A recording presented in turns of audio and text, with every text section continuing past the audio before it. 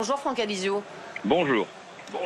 Merci beaucoup d'être avec nous. Alors le RN fait partie des seuls partis qui n'ont pas voulu signer cette tribune. Pour quelle raison? Parce qu'elle est contraire à tout ce que l'on pense et tout ce que l'on défend et tout ce que pense une large majorité de Français. Parce qu'on parle de... J'ai entendu parler sur votre plateau de l'immigration choisie. Bon, immigration choisie n'a jamais été un gros mot, y compris pour nous, vous voyez. Mais le problème, c'est l'immigration subie. C'est l'immigration subie qui est un gros mot dans ce pays, dont on ne parle jamais. C'est pas de cette immigration dont on parle, là, Franck Alizio. On parle de travailleurs sans papier qui travaillent, donc. Le problème, c'est que l'immigration du travail et l'immigration du travail, donc, qui viennent pour travailler en France, c'est 10% de l'immigration. Donc, on résout d'abord les 90% de problèmes, c'est-à-dire l'immigration subie, et après, on parlera immigration du travail. C'est-à-dire, on ne peut pas aller parler d'une nouvelle filière en réalité de régularisation des clandestins, alors qu'on a 500 000 immigrés légaux qui entrent chaque année. Donc, tant qu'on n'aura pas stoppé, mis un terme, suspendu, le regroupement familial qui est complètement détourné, le système de droit d'asile qui est complètement détourné, le système de mineurs isolés qui est complètement détourné et qui aboutit à 500 000 chaque année. Et oui, mais c'est ça. Enfin, si vous ne résolvez pas... Mais là, en fait... Oui, mais cette tribune, Franck Alizio, et franchement, elle concerne les députés de quasiment tous les bords, sauf vous et les LR.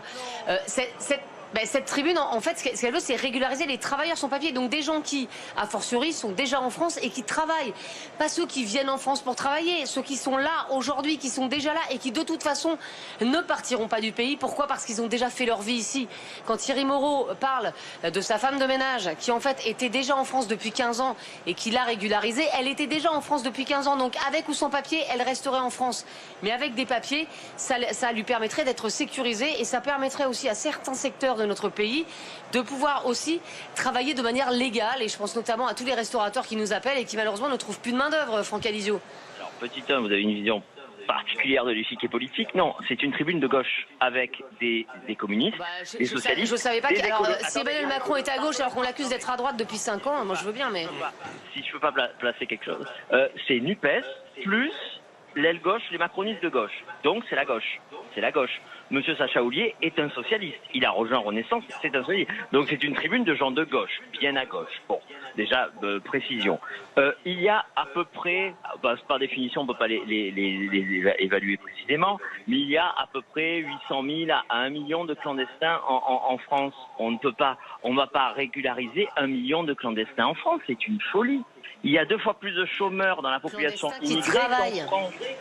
Mais ils travaillent. Ils sont rentrés illégalement dans le territoire. Donc vous légalisez l'immigration clandestine. Un clandestin est hors la loi, madame. C'est comme ça. C'est pas. Mais ils payent des impôts, Franck Alizio. Ils payent des impôts. Ses enfants sont à l'école, ils consomment. Donc ils payent 20% de TVA comme vous et moi. Mais ça n'empêche pas d'être dans l'illégalité, vous savez. Enfin, je veux dire, il y a plein de gens qui sont en illégalité, qui payent et qui payent. Ok, qu'est-ce qu'on fait pour les restaurateurs qui nous appellent?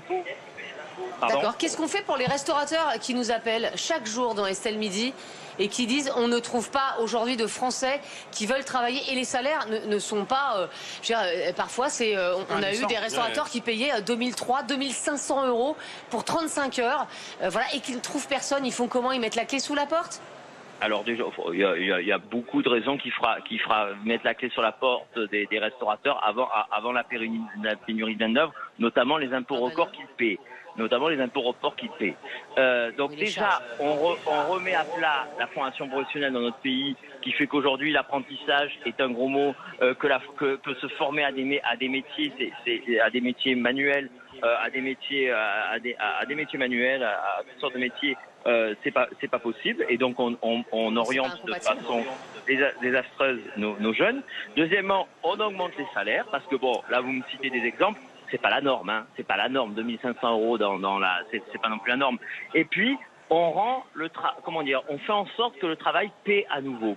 Et donc il faut aussi donner un peu d'oxygène aux salariés et donc baisser les impôts.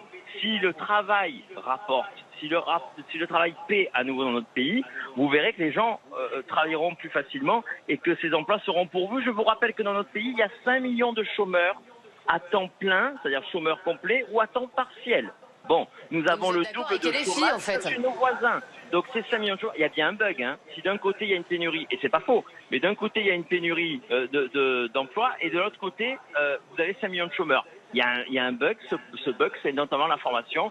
Ce bug, c'est notamment le fait que le travail ne fait plus dans notre pays. Voilà. C'est ça la réponse au problème des restaurateurs et à tous ceux qui disent chercher des employés.